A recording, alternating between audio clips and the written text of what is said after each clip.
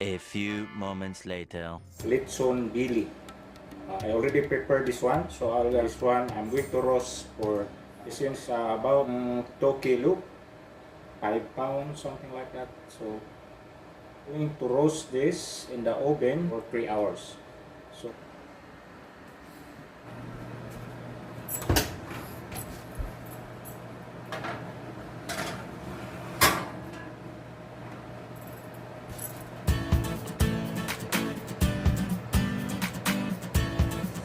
If 2 hours later. ating Lechon Billy, check natin kung okay na.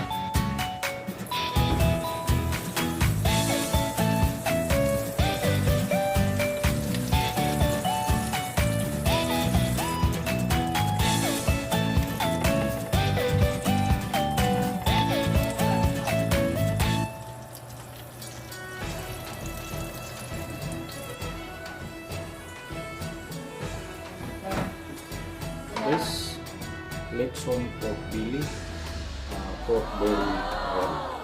Rest muna natin for about 15 minutes or 20 minutes.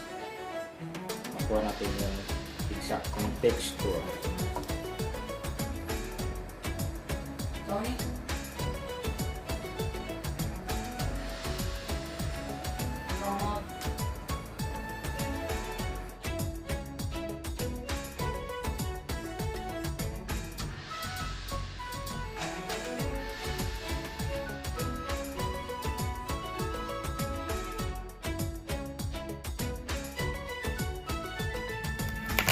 Wow.